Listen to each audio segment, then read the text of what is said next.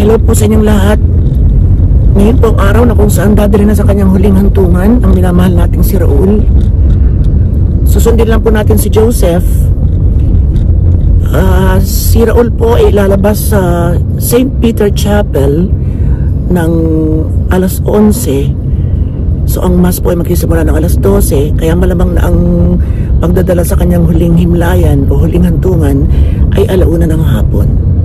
Ang bahay ni na Joseph ay mauuna bago yung chapel, pero kung nagsisimula na lumakad ngayon si Raul o nagsisimula na ihatid ngayon si Raul, baka makasalubong namin. So nag-iisip ako na ng ibang way, pero sabi ko hayain na, okay na siguro yun. Total ihatid naman natin siya sa kanyang magiging tahanan dito sa lupa. Kung wala kayong gagawin at gusto ninyo, sama po kayo.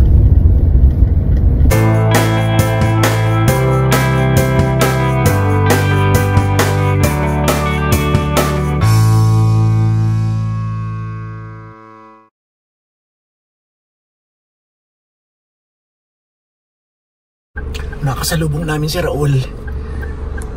Siyempre may mga kasabihan na masama yan ang ganyan, alam ba lang mga habal-habal ka na, pero huwag na natin pansinin yun. Kasi nasak na kami, andyan na sabi ni Cesar, andyan na. So wala na, hindi na namin nakuhanan ko sana. So ito yung compound ni na Joseph. Hintay lang natin siya, nasa CR lang daw siya, and then yun.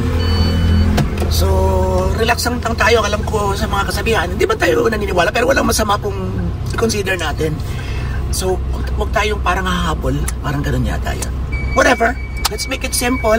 Tayo papunta sa simbahan hanggang sa libingan para ihatid ang tungan ng minamahal natin si Raul. Period.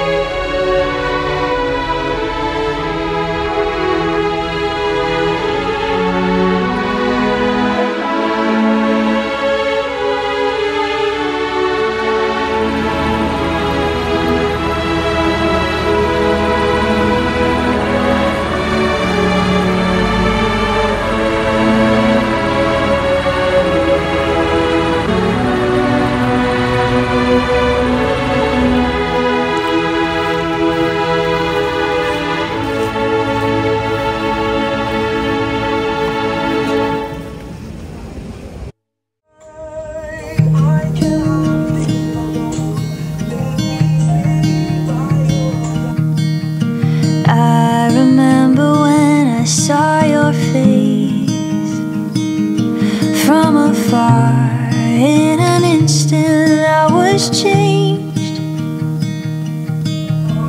You with your friends, but I was taken. I embarrassed myself, but couldn't wait. And I smile when I think of the day I asked you a question in a public place. Loving you was the best choice I never made.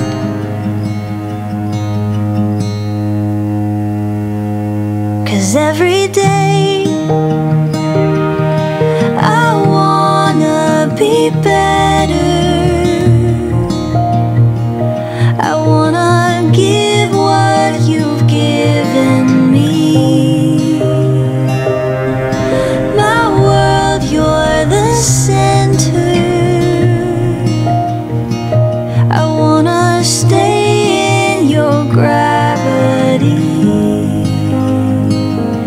You're the earth and I'm your moon. I'll always be with you. Just a couple of birds flying westward, down the coast, across the ocean, wide and blue.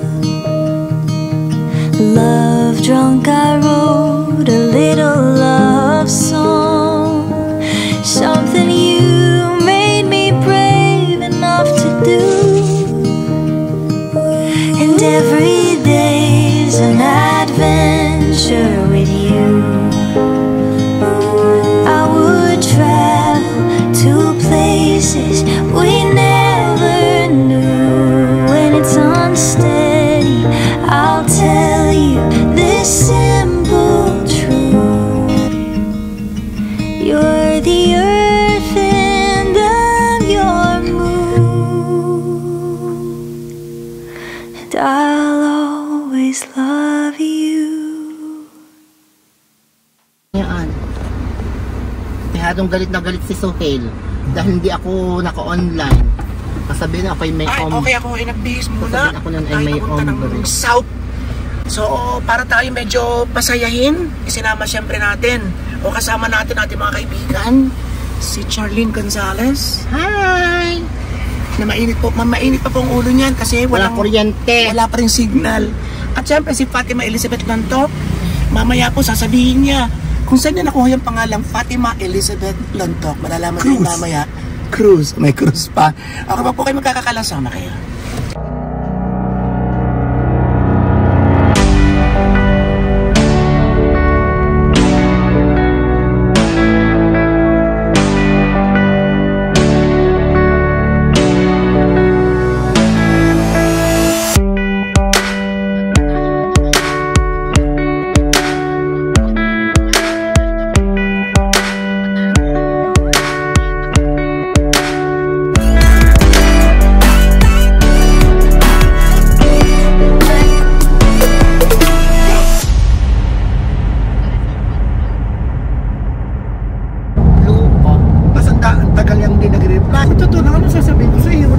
Tapos mo nang madaling makuha ang pera.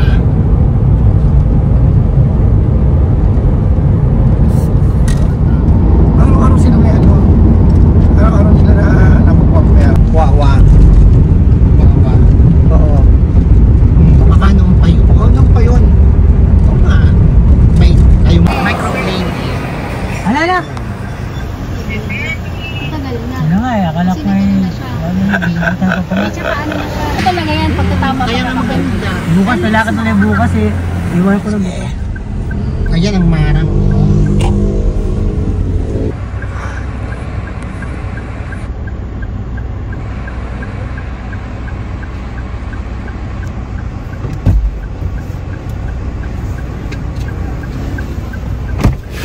Marang. Dito sa Marina fruit stand. Let's go.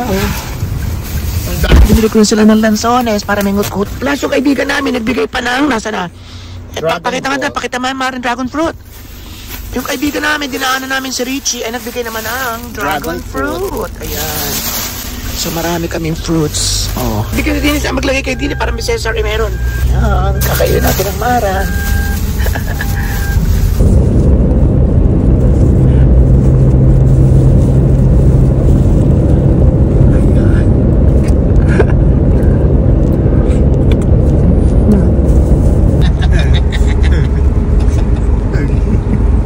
Nahibig yan, no? Pag may laman ng bunga ng mga bakla, tahimik. Kasi ang iingay nila kanina. Saan? Pinamalayan.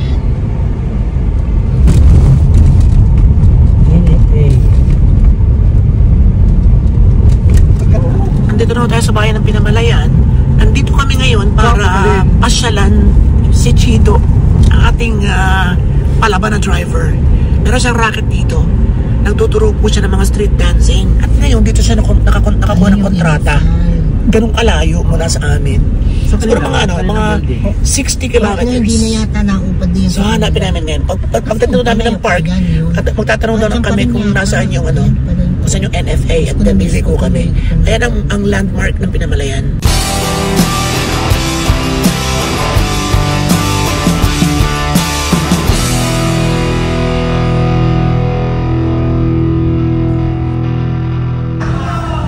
Ano bounce? Akala ko yung mga bata ang tinuturuan mo? Mga bata nga? Ayun sila mga yan. Ayan, senyor.